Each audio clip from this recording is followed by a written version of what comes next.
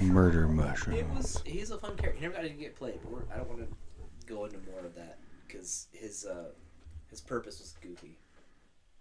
So, yeah, it was interesting. But all of those experiences have helped for everything else. A lot of, oh man, What? a lot of it's stuck again.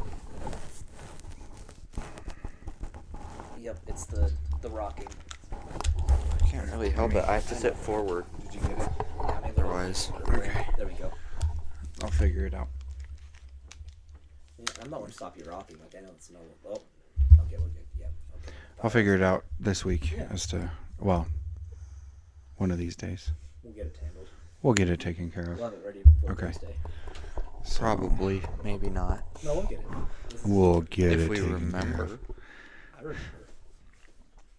Do you remember? Do you remember the time?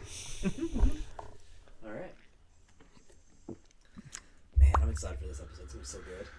Our magic system is so goofy, but in the best way. I know, I Yeah, like it is, because I have lightning from my fist. Do, do, do, do, do, do. I'm going to magically go faster than you. If we want, Let's see. do you want to explain? We could explain Aramaeus a little bit because I understand it and how the different ways I'm merging my arcane. No? No. Do you want to talk about merging arcane trees? Wait, that's the broken part of it. We can talk about No. So if we have no, time, sorry, we can. essence trees. That's why I was like, you're not arcane. When did you turn to broken? Huh? When did you get arcane and become broken? No, I was meaning essence. Sure. Merging essence trees. I gotcha. No, yeah, the combination, how that works, we can definitely go into that, and you can understand how you can take. I said arcane and I meant I was essence. like, when did you go broken, bro? That's something I'm not supposed to know. Yeah. Because yeah, the multi-classing capability that they have comes after Clat does it. Clat's the first one to branch out of what he was gifted with and push into something and combine Yeah. two. Well, okay, I have arcane and I have arcane. I have martial and elemental because I use Swift Striker and Wind Mage. Right. Good combination. You make lightning blades. Yep. I do. Lightning blades. I'm doing 40 damage a hit, Bzzz, bzzz. and it chains. Chain. Chain, chain, chain. And I can hit. Someone's giggling. I can hit everyone within a radius. It's amazing. I like what Dark makes that. We need to rewrite some of the core function of it. Of the Dark Mage? Yeah, Mr. Dark and Scary. But I think it just needs to be Reworded. so that people read it the way we want them to. I think it plays really well. I do too. It's just the reading of it isn't quite there yet. It But feels way better as a support role. true. I like it. Like, because the Dark Mage as being a core damage dealer felt off always to me. The way you're playing Yeah. it is very support, and it's really good because It's you're supposed like, to be support though. because you're sitting in the back going, "Okay, you guys can't go anywhere, and you're gonna do a lot of damage." Hello, welcome to the podcast from Duendelvin. I'm Corbin, and in this podcast, we'll be exploring the world of Savarion. Here are Jeff and Kyle. Kyle. Kadai. The crocodile. Yeah, That is today's the one of croc. things I've ever had. Today we're going to be discussing the magic of Savarion live Yes. with you guys, if you are here. Yeah. If anybody has any questions, feel free to ask. We have the ability to answer those. Yeah. So Yeah. Kick us off. What are the types of magic? the types of magic. Okay, so in Savarion, there are 5 types of magic. The first one, I'm only going to touch just a tiny, tiny bit because it's almost inconsequential long term with the story and stuff like that. However, there is God magic. So God magic basically exists in a realm of its own. So, like, it doesn't follow the rule set the way that the other 4 magics follow. And so we're not going to talk that because it's God magic. So it essentially can do anything you want, but it requires Duendelvin or Veritas Sanctus or Dysactos to actually use that magic. So as far as the story is concerned, we're not going to cover that magic so much because there aren't rules to it the same way that there are with the other 4. So The other 4 accessible to the mortal races. to the mortal races, yeah. Yeah. So, and those would be essence magic, arcane magic, ritual magic, and then mundane magic. So Kind of a fun oxymoron because technically the idea of mundane is they don't have access to traditional magic. So yeah, it's a lot. Except the mundane magic is the traditional magic. Oh no, it's No? unconventional. It's all Unconven- created. Okay. Yeah. Well, let's go down the line and start with essence. How is essence magic? Where does it come from and how does it work? All right. Jeff's got this. so essence magic. So the moons that are around Savarion is where the magic comes from. How many moons? And do what? How many moons do we have? We have 3. So it comes from the moons. And unlike what you would think of from typical ideology with it, the moon itself gives off the energy. So it's not like if the moon is in the right phase, you're stronger or anything like that. It's just that that's where the magic comes from. And the moons are designed so that there's 2 sides of each moon. And so there's a light side and a dark side of each moon, but not like a good and bad side, just a light and a dark side. And so each moon gives off the power of a different tree of magic. And the essence magic is built into trees. And there are 6 trees of magic, eventually 7. But that is due to Vagog and the things that happen there. But the way that the moons are designed is that there's one moon that grants the essence magic of the martial and the skirmisher. And then, so with essence, you think of it like a tree. Okay. And so a tree gives you all of the magic necessary in that section. And then the branches are the different pieces of it. Okay. So within the martial tree, you have your swift striker, your guardian, and your crusher. Okay. So your guy who stabs you really fast, the guy who protects you with a shield, and the guy who hits you with a hammer. Right. So those 3 magical powers come from one moon on the light side of that moon. Now, when you think of the tree, right, and so this will be later down the road when we introduce the role-playing game as to how it's used, but essentially, if you can access branch number 1 on the tree, you can then access branch number 2 on the tree. And so if I am primarily a guardian, because I want to protect people, every now and again I can throw in a swift striker ability because it's of the same tree. Okay? And so your first tree, your martial tree, is going to be guardian, crusher, swift striker. The opposite side, the dark side of that tree, is your skirmisher. And so that's going to be your assassin, your ranger, and your brawler.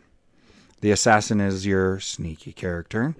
They shade away, stab you from the dark. They can small teleport jumps, stuff like that. Your ranger is exactly what you think it is. They're going to use projectiles at range. So your bows, your crossbows, your shurikens, your throwing daggers, javelins, those kinds of things. That's where the range. Do what? Hammers. Throwing hammer. Go. You can be a hammer bro. A hammer thrower, bro. And then the brawler is your punch guy who just hits you with his fist really hard. Less of a monk and more of a barbarian with fists. Yes. That's the way to look at it. I'm gonna beat you up in a bar fight.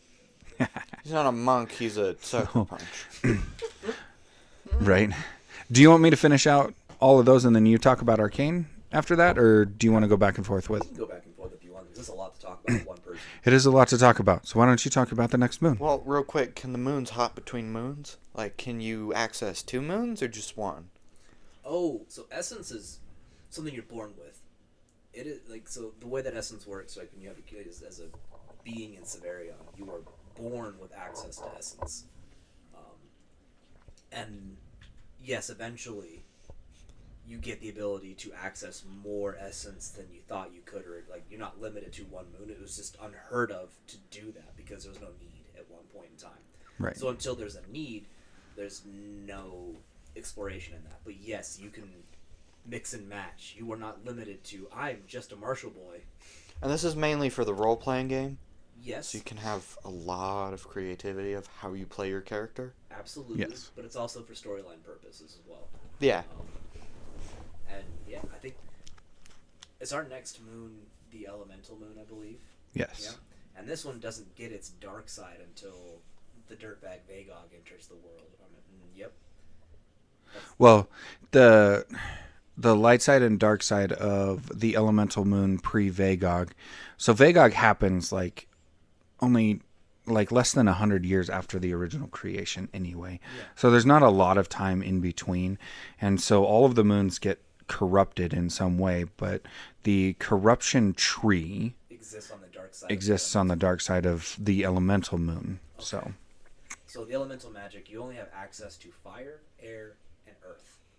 And there's a reason for that, and that's because of the secondary like the next tier of magic we get, or not next tier, it's not the right word, but the next type of magic we get into. And this is a lot of fun because you're like, oh, hey, I'd want to throw fireballs. Absolutely you can. Or, hey, I want to light a campfire. Fireball can light a campfire. Just the same thing. It's just a different level of skill in place. Well, you probably wouldn't use Fireball for it, but You could definitely tone down your ability to ignite. And that's the difference as have an well. ability Is for you it. can choose the amount of power you're putting out. You don't have to be like, oh, my skill's going to hit you for 20 points of damage from role-playing game concept. And I'm going to use that to ignite this campfire. No, you can tone that down to, hey, look, I just want to light that on fire. Or, hey, it's dark out here. I'm going to hold a fire in my hand and light my way. Our elemental magic is destructive and utility. okay. So if you're a fire mage, obviously, you're like, I am going to burn you and your friends and also keep us warm. I am a nice, mean guy. Then you have the earth mage. The earth mage has more control. I can make us move faster. I can slide us across the earth. I can make the earth more pliable to our feet. I can also make it more difficult for people to move around. I can pull the earth out from underneath somebody. I can coat myself in rock. Come at me, bro. I can make shields that are going to defend me. Come at me, bro. So we have a tank function within our elemental tree, which is a lot of fun, but also you can branch off into other stuff. And our earth is also poison. No, not anymore. Yeah, there was a time, and then we've adjusted it so that earth is still just strictly earth. And you can kind of you can petrify, you can do all sorts of fun stuff with that. And then you move into the wind magic. Wind mage is utility and pairs really well because if I'm going to be a melee mage with stabby, I'm going to go into the air mage. Because I can make blades out of wind. I can compress the wind into thin blades and punch, kick, stab, throw. I can also create lightning. We need power? I got you, bro.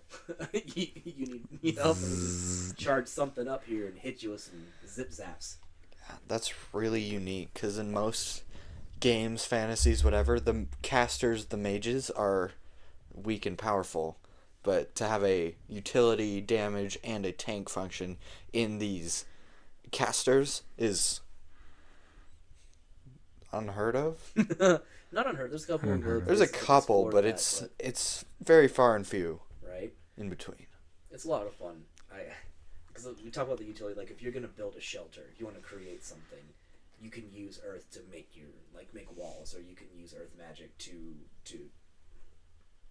help improve your surroundings and environment. In the same way that you need to do some forest clearing because this forest is dangerous and you need some spots that are open that you can camp out. Bam, absolutely. Let me just clear this out, and then the earth mage works together with that, and you create a fire break so the fire doesn't break anywhere. But then you can clear out huge swaths of land, and then you have a lot of ash for fertilization. This is such cool utility.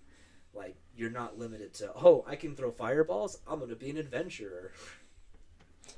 And so, like, essence was a standard part of everyday life in Savarion culture. If you were a miner, you wanted to go acquire ore or materials, you could literally be like, I think there's an ore vein here. Yes, there is. And so mining was very simple. And it didn't really get its external combat function for a long time. Not until Vagog's introduction into the world, and suddenly the harmony and peace of the world was shattered and became the first conflict. Are we going to talk about Vagog's interjection here, or are we going to do it after we discuss the third moon? We have a whole set just devoted to Vagog, so we'll talk about Vagog later, but understanding these magics weren't originally designed for conflict, more like a way to master. So Marshall would have also been like, I can enhance my strength and cultivate and till and be more agricultural. I can be more hard labor without exhausting myself, or I can protect people. And so like all of them weren't intentionally originally for conflict. They just became adapted to it. Okay. Yeah. So yeah, then we can talk about the third moon, which is all Another flip side of the elemental moon.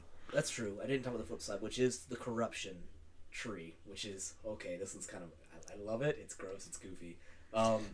That's where our shapeshifter lives. The ability to manipulate your body into grotesque body horror structures. Get great claws, or turn your hands, or shoot spines out of your body, or grow armor plating, or make somebody else have spontaneous mutations. That's one of my favorite skills we created. Oh, I love it. You can be like, hey, bro, I think you need to fly that way. And all of a sudden, they uncontrollably take off in a direction they can't stop themselves. Or to be like, that guy's going to grow feathers, and we hate feathers. So that's the shapeshifter. Shapeshifter is kind of a class of itself. Like, you have 3 different ways that you can play the shapeshifter it's for role-playing purposes. But traditionally, because it's in the corruption tree, if you were unfortunate enough to have your first essence manifestation be of the corruption tree set, you were ostracized. It was considered a perversion of the natural way, and people would cast you out. So if your first act was to create a construct out of the clay, that's a summoner. That's part of the corruption tree. Hard no, bro. Get out. If they could, they'd kill you. If they couldn't, then you could flee. It depends on how hard their laws were within their city or village or whatever. So corruption wasn't well appreciated, and being corruption, you'd hide that. And the third one is our naturalist, who is our pet tamer, and the ability to, not even taming, you are literally taking the soul of a creature and binding it to your service. It is not a pretty sight, but then you can manifest that soul into the physical realm and give it commands and actions. Well, it would be the essence of the creature. Yes, not the soul. And so if you think in Savarion, all the beings are a physical, their soul, which would pass on when they die, and then the essence, which is the part of them that animates them, that makes them move and act and accesses the moons and stuff like that. And so that's how you would get the tamer, is you're actually pulling the essence out of an animal and then reinvigorating just the essence of it to command that in a physical state. Yeah, that's right. Because the soul will go on and flourish, or die, or go to the afterlife, or in this case, gets sucked into an awful place that gets turned into a battery. But it depends on what age you're playing in. And yeah, it was always considered just awful. So like if you're a kid, right, and you're minding your own business and something happens and you instinctively do something, and your body would mutate, or you would summon something out, or you would be able to be like, oh no, our family pet died. I don't want that to happen. Just kidding. Hey, we have this pet forever now. Nah, dog. They don't like that. You gone. Yeah. And that is our secondary moon. So moon number 3 is our divine moon. So we have divine light and divine dark. And on the divine light side, you have your light mage, your enhancement mage, and your invoker, which that one's my favorite. So your divine light is pretty much what you would think of as divine light. So this is your guy who is going to heal people. As soon as you die, you have 5 minutes between death and when your soul leaves your body. And so a higher level light mage could actually bring you back to life as long as it was inside of that time frame. But anytime you're diseased, you could be cured by a light mage. Anytime you're bleeding or you're hurt or anything like that, the light mage is the guy who heals you. It's kind of a pretty straightforward. Just like a cleric. Yeah, pretty straightforward. And then the second one is the enhancement mage. So this guy, exactly what you would think. Enhancement mage. So makes you faster, makes you stronger, more defensive. It's the individual that gives you a bonus to who you are in and of itself. And so the enhancement mage is not really useful on its own, but it is highly effective for adding power to teammates. And you can enhance yourself. The enhancement mage could enhance themselves, but the enhancement branch is not particularly on its own useful. Combat function. In a combat function, it requires another ability to make it stronger and better for the most part. Can hex as well. Like you can use it to hinder your opponents also. True. Yes. It's two sides of one coin. It's kind of cool. Yes. So anything it can do positive, it can do negative as well. So slow you down, make you weaker, stuff like that. And then finally, on the Divine Light, we have the Invoker. And the Invoker is your heal over time, damage over time guy or girl. And so they would attack you, and now you're being healed, or now you're being hurt over time, over a period of time. Kind of the same way that if you're bleeding, you're constantly you're constantly being hurt, but the Invoker does it in a divine way. And everything the Invoker is about doing damage over time or healing over time. And then they also have this like yoink ability. And so at a pretty decent range, an Invoker could grab somebody and yoink them to them. We call that divine grip, but they could pull it to, and during that event, I can add a hot to you, a heal over time. And so like if you were gonna, like let's say you were getting beat up by somebody, and yoink you to me, and now I'm healing you because I'm protecting you. Or if you were gonna step off a cliff, I can yoink you so that you don't fall off the cliff. So the Invoker I like the Invoker, but the Invoker's fun. So they're essentially healing or divine constant pain. Yep. Yes. Divine pain. Incredibly powerful combatants when it becomes that. They have the ability to hold their own against higher level damage dealers. Your Fire Mage, your Crusher, are the two most dynamic damage output essence wielders in the world of Savarion, and the Invoker not quite to that extent, but can almost hold their own in that as far as damage is concerned. I have a question. It's pretty new to development, but where would the Performer fall? Ooh. So that ends up being more created magic. It's not originally one of the essence moons that creates the Performer. We didn't talk about this too much. In creation, all of the 9 races were given a divine spark as part of their divine purpose. That was pretty strong. And that divine spark allows them to create new magic. And our Performer kind of falls into that by borrowing kind of the essence power and then creating hand motions. No, they create their own school of sorts. And so the Performer, it's our bard, our dancer, and our orator are in that tree. They fall into the mundane category more readily than they would the essence category per se. Okay. But the rules still follow the essence rules, not the mundane rules soon to follow. So it's a created essence tree by the Savarion Knights. So I guess technically it is essence. But wasn't originally created that way. Okay. So during the fall, because magic was so aggressively used, it actually cracked the moon, one of the moons. And so one of the cracked pieces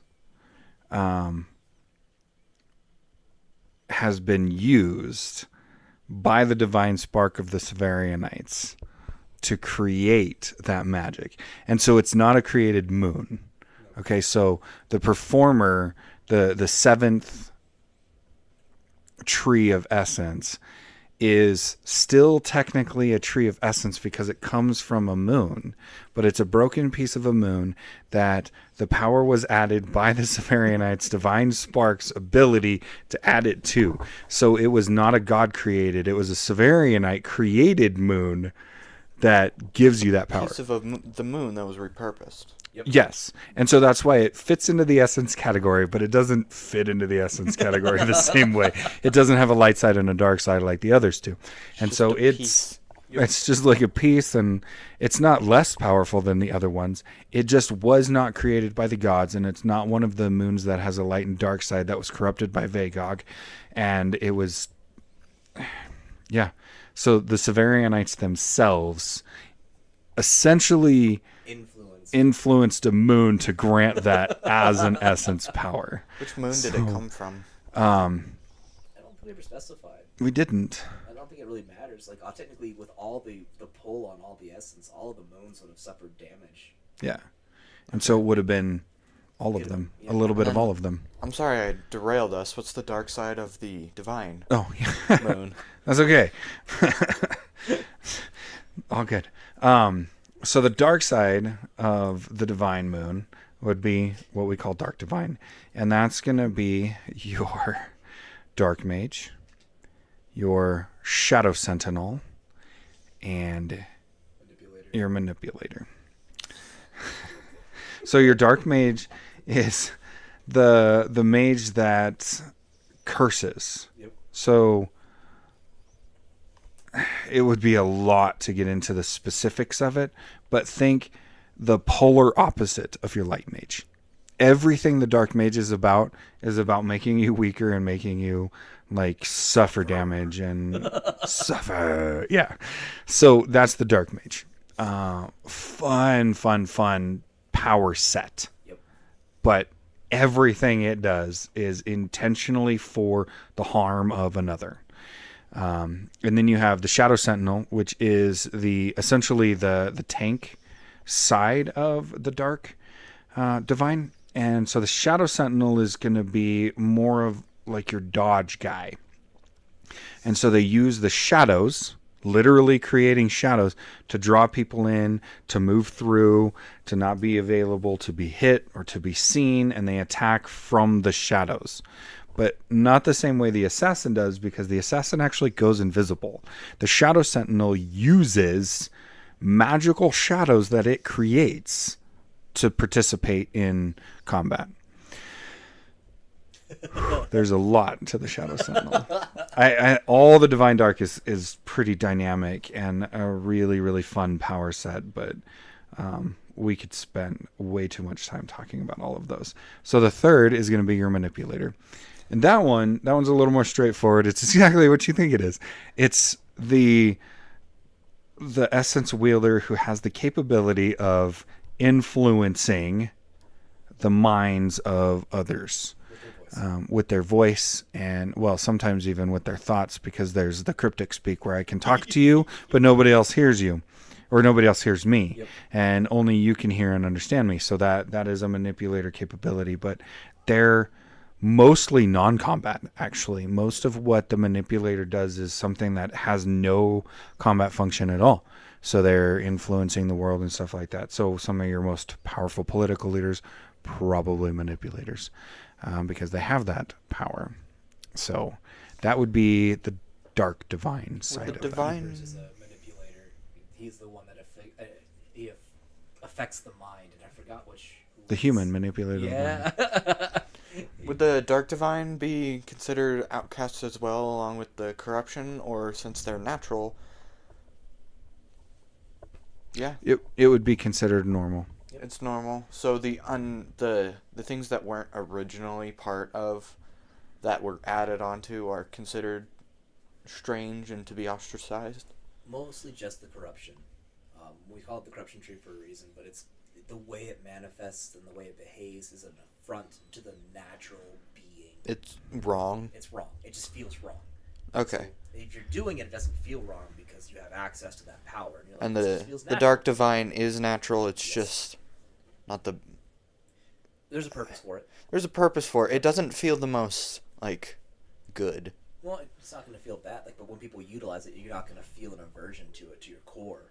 I mean, unless they're making you feel that way because they're manipulating you into it, or if they're utilizing some nasty curse on you, you're not going to feel real good. But you're still not going to want to hide or run from that person. At your very nature. Well, okay. If someone stabs you, you're not gonna feel good. That's fair. That's true. But you're not. That stabbing isn't going to make you averse to them being able to stab you as a core heebie-jeebie feeling. Yeah. Just, oh crap, that really sucks, or it hurts Well, there's a lot, this or, hurts Lord, and I it's am dead. bad, but when you're fighting corruption, it's like this feels wrong. Mm-hmm. Seeing it makes it's like, best way I can put this in my brain, the way that makes sense is your brain knows it's a brain in a way, and if your brain recognizes and sees another brain, it knows that's wrong. It should not be seeing another brain. This is bad, and it gives you the natural heebie-jeebies. You have to actually condition yourself to not have that reaction to seeing brain matter. It's kind of goofy and a cool thing, and that's the way that people react to essence and be like, that looks wrong. Everything tells me that's wrong. Okay. Yeah. Unless you're doing it. Unless you're doing it, and then it feels natural. Okay. Yeah. Is there anything else on Essence right now? Just keep in mind that you can mix and match to anything you want. Just because you start off in one tree doesn't mean you're limited to being only in that tree. We talked about that a little bit, yeah. Yeah. So, Okay.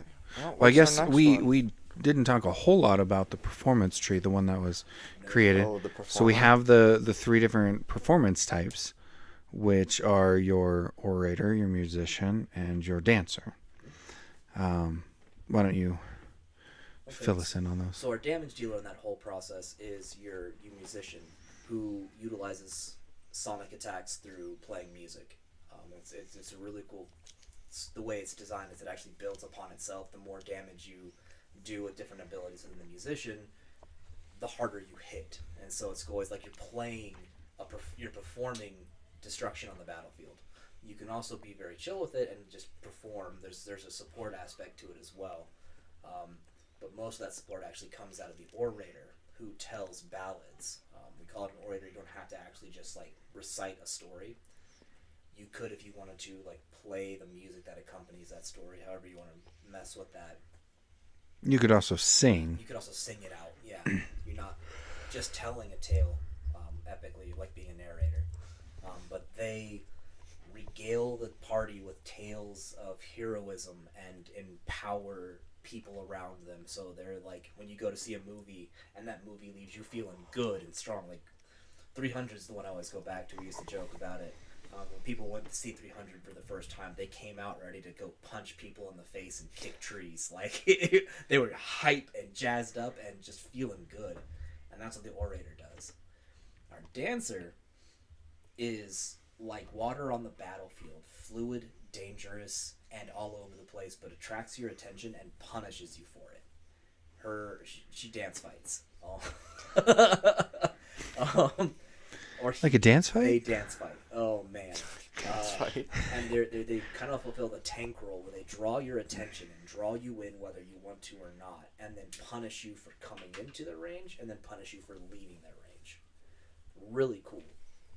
And so yeah, that's our That's our essence. essence trees. Yeah. One thing I've found that's really fun, you do not have to be in a tank role to actually be the tank. So you can condition yourself to be someone who's not supposed to be. Yeah. You can fill a role that is not normally something that your class would fulfill, because there's a lot more freedom and punishment to the game. Yeah. One of my favorites is being able to kill things fast enough that you don't need a tank. You're a tank in the sense that you kill things. That is an option. You can also just have a healer who's exceptional, who can heal you more than the damage that's been taken. Yeah. If you can't take damage because there's so much healing coming in, then it's inconsequential. As long as you don't die from a single hit, you're fine. Yep.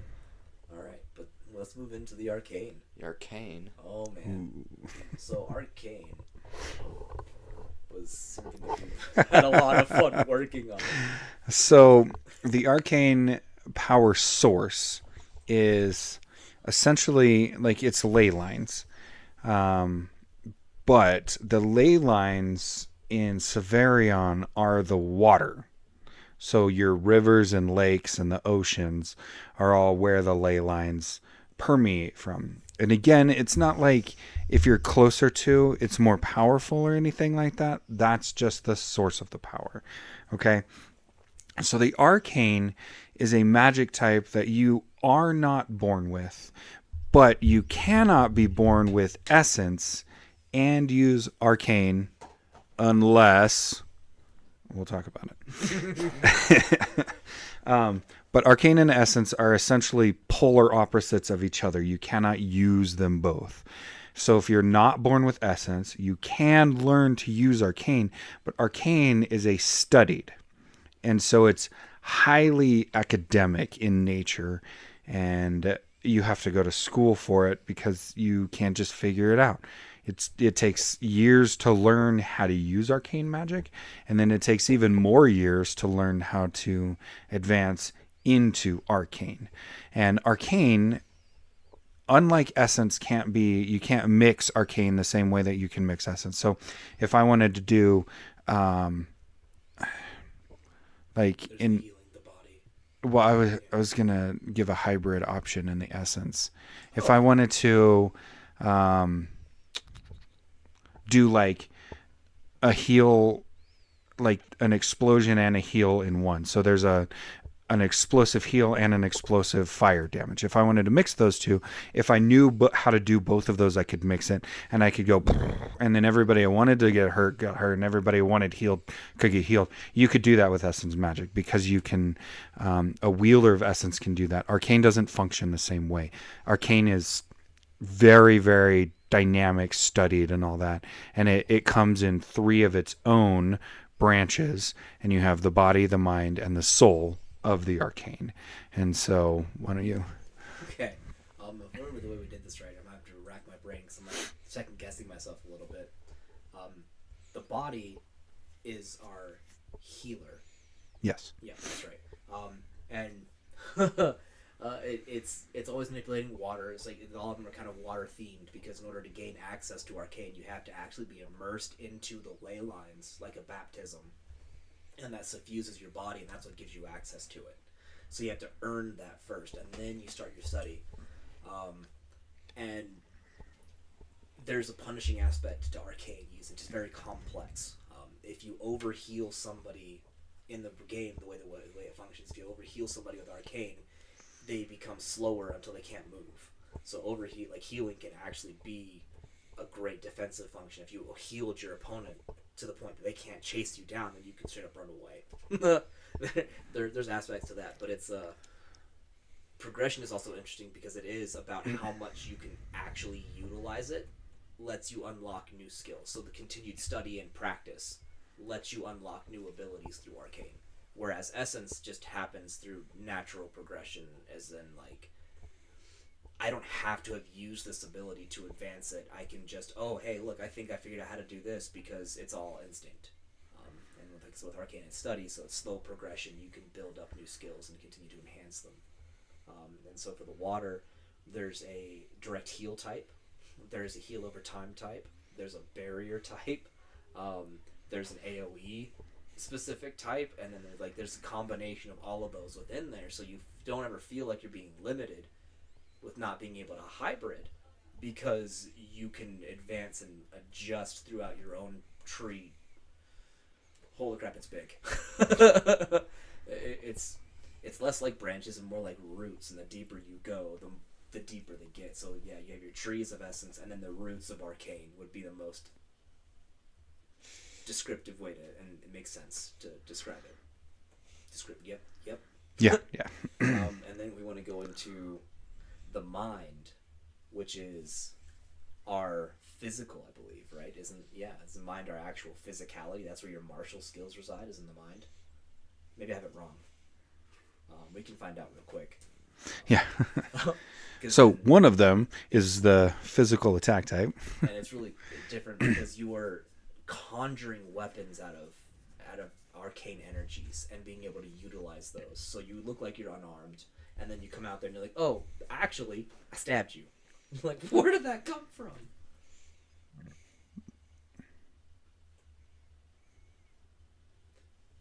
And then, sorry, we have someone's helping us out, making sure we're on the right path here. We have a great moderator. His name's Ian. He's the guy behind the camera.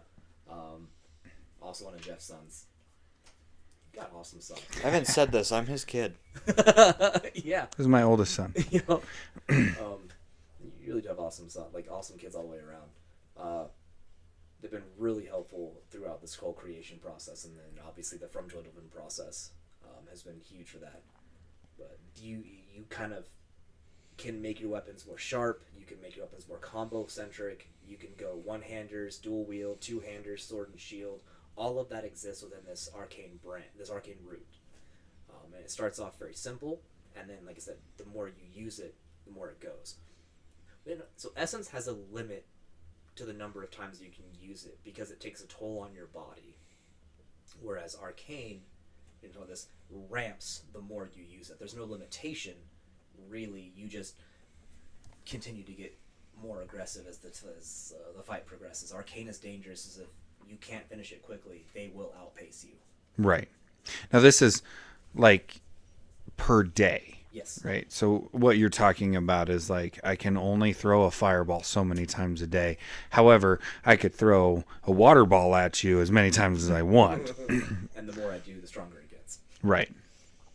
So with Arcane, the more you use it, the better it is. With Essence, how do you progress?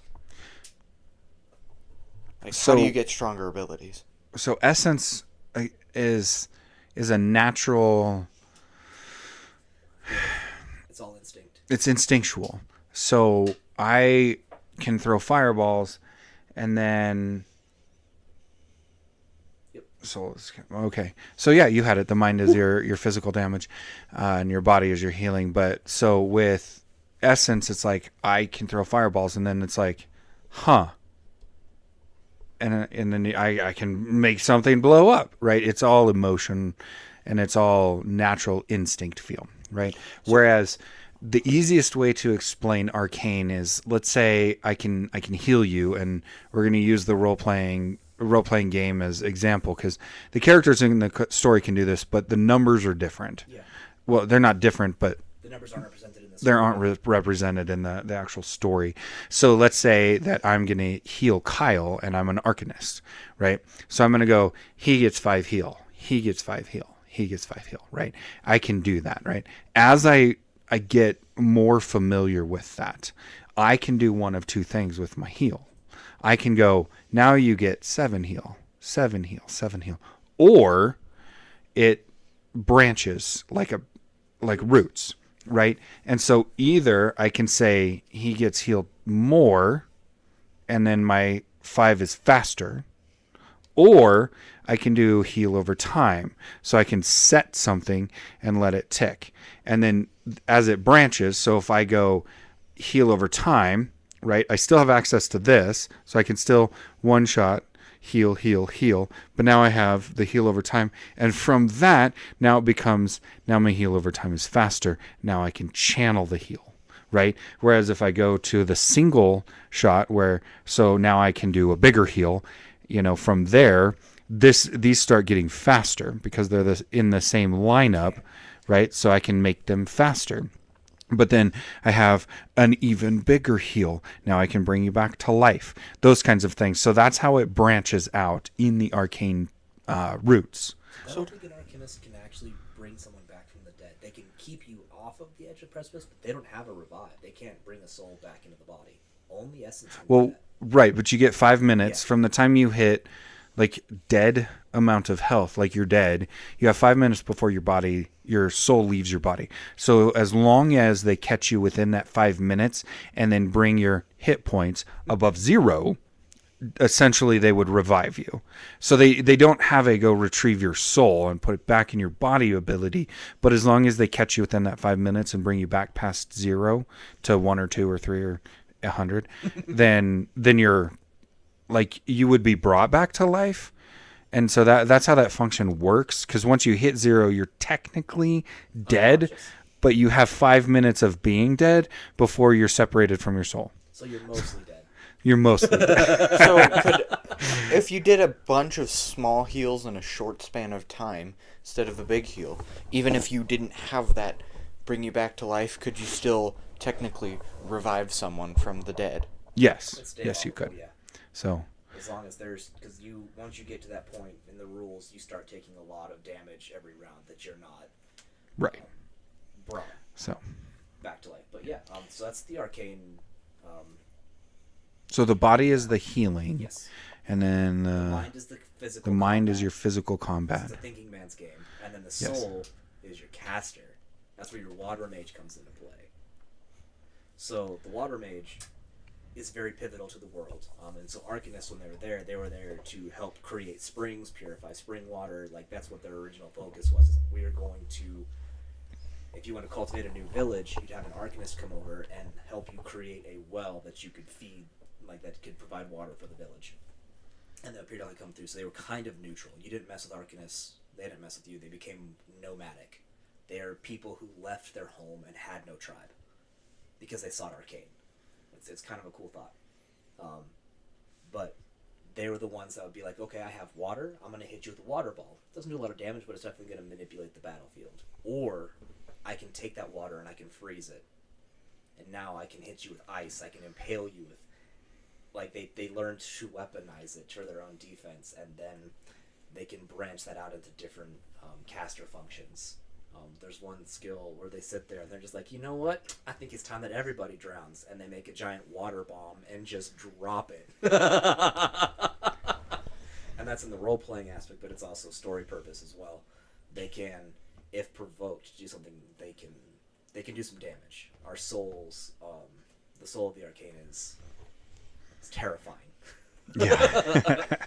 But yeah, I mean, any other questions about arcane? Not really. He talked about something with the essence, but we'll talk about that later. What do you mean? Essence and arcane. Oh yeah, the fact that essence and arcane are fundamentally different and don't mix. If you have access to essence magic naturally, and you get baptized into try to use arcane to further your own abilities without some kind of outside help, you are going to die. Right. The two opposing forces inside of you will rip you apart, and you will become fuel for the ley line. It's not necessary, but that's just what happens. Like, Right. the ley line's fine on its own. You're not going to pollute it by killing yourself, but that's just a weird and painful way to go and commit unaliveness. Right. Yeah. Okay. Well, what's your next type of magic? Ritual. Mundane. You wanna go Let's mundane talk next? about ritual last. Okay. We're going to dive into mundane. So mundane, as we kind of talked about a little bit, where Savarion Knights use their divine spark to create a whole new tree that functions on essence magic. Mundanes are ones who didn't seek out arcane and don't have access to essence. They weren't born with it. And they don't really recognize it for a long time as its own source of magic. They just look at it as, oh, I'm a mundane person, I don't have access to it. But they have schools. There's a school of illusion, and these are magics that they create out of their own divine power, like their own divine spark, and they're able to utilize new things.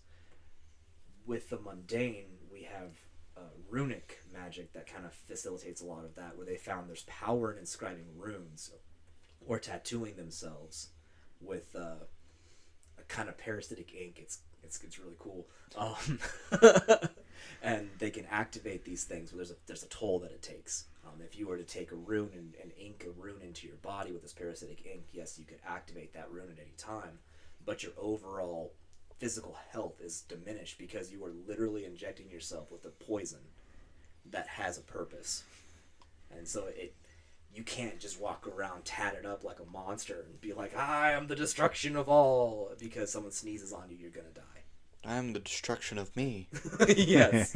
But you can take a rune and inscribe it into metal, a weapon, a sword, a stone, a rock, whatever, and then you can activate that rune with blood.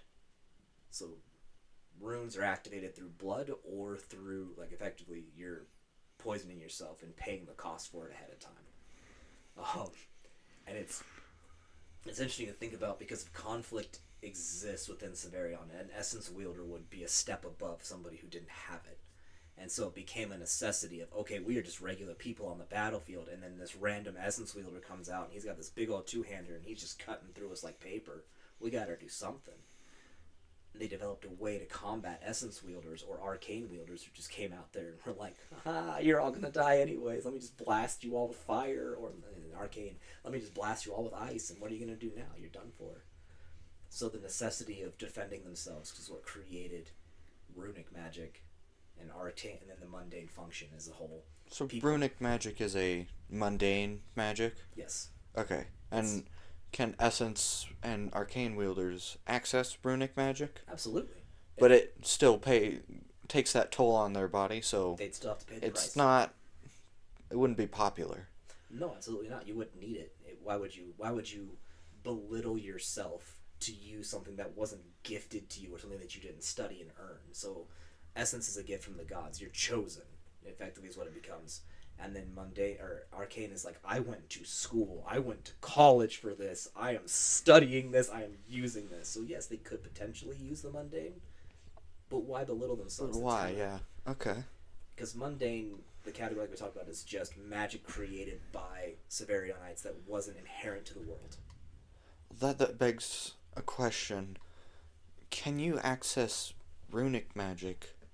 You said it was activated by blood. Can you access it with someone else's blood? Yes. Blood is blood. Blood fuels the power. Yes. So if you create that rune and then bleed someone else onto it. Yes. Okay.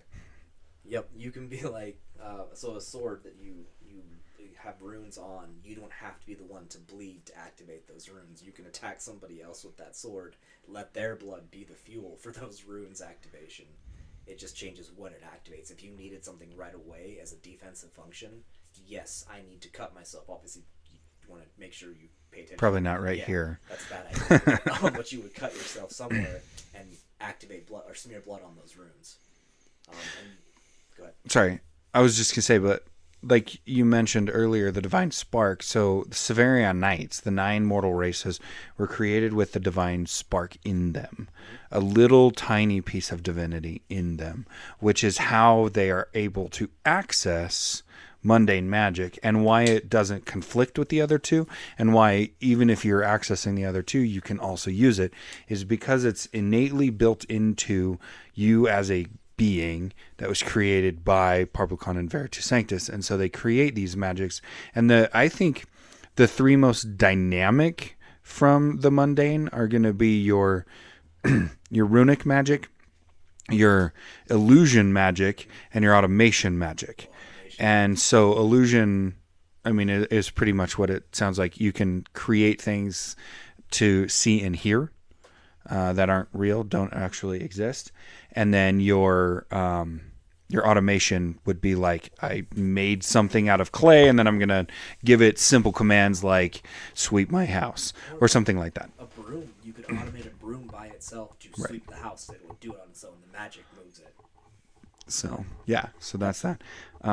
So we're going to talk about rituals. Not going to spend a lot of time on them because we're running out of time. But runic magic, the source of power of runic magic is dead people.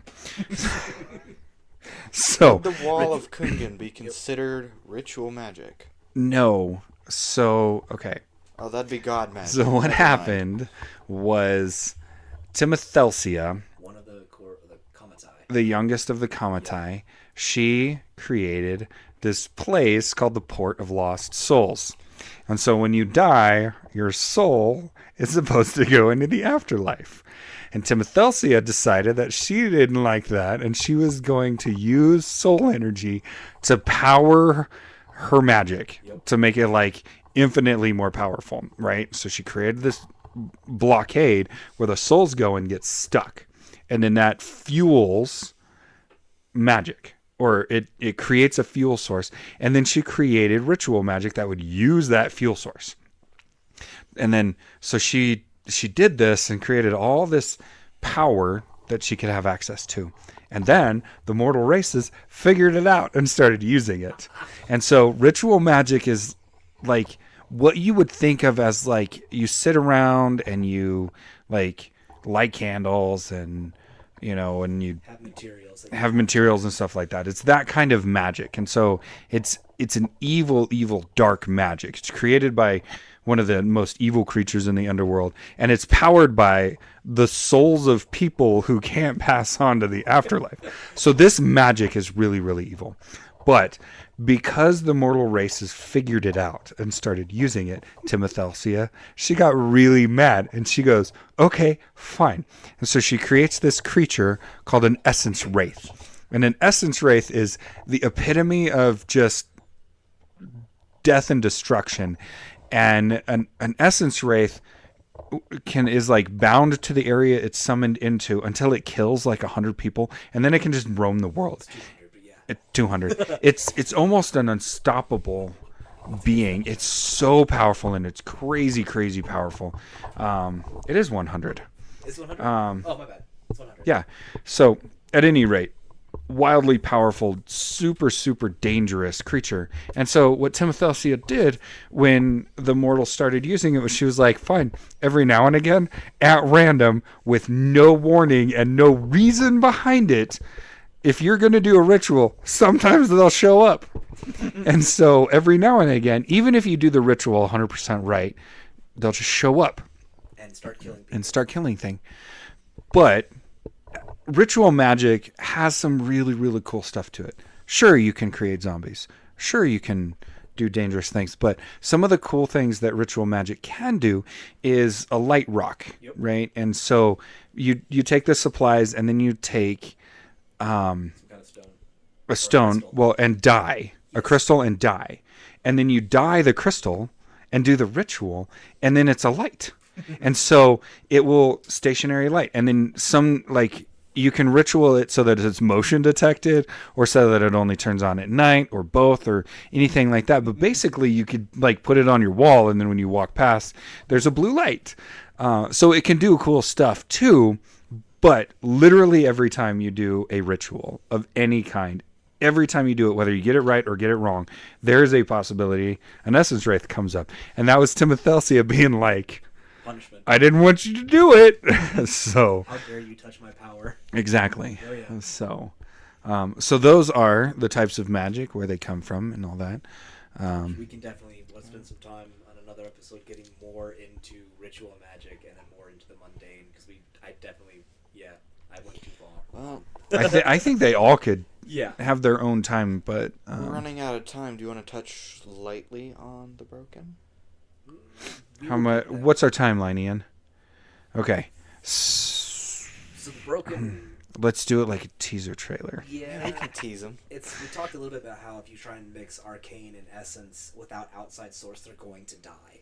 So there's a being and a dirtbag that effectively convinced somebody that they could get more powerful with god assistance, and baptized this essence wielder into one of the ley lines and utilized the power of Vagog to keep their body together, and thus the broken were born. And so the broken have access to both trees and have their own unique power set that allows them to drain the essence out of another being. But they have to stay alive, unless they stay in the dark. Because it's their connection. Like if they walk into the sun, they almost die, and so they have to replenish every time.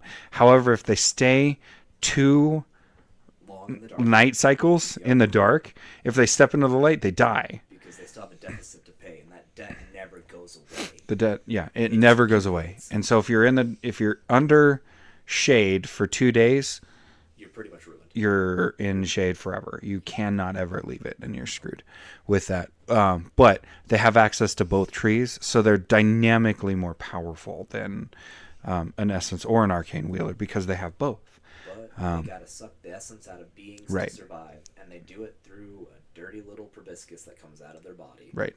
It's the closest thing that we have in the world of Savarion to what you would think of as your traditional vampires. So it's not their teeth. It's like this protrusion that comes out that sucks the essence out. And it doesn't suck their blood out. It sucks the essence out. So, but Yeah, those Yeah. goblins can't turn them into money anymore. can't turn them into... That's it. Man. Dang it. That's just, So, yeah. but all right. Well, I think that's all we have time for today. We'll be back on Thursday, same time, 1 o'clock Mountain Standard Time. And we'll see you then. Absolutely. All right. Bye, guys. Bye.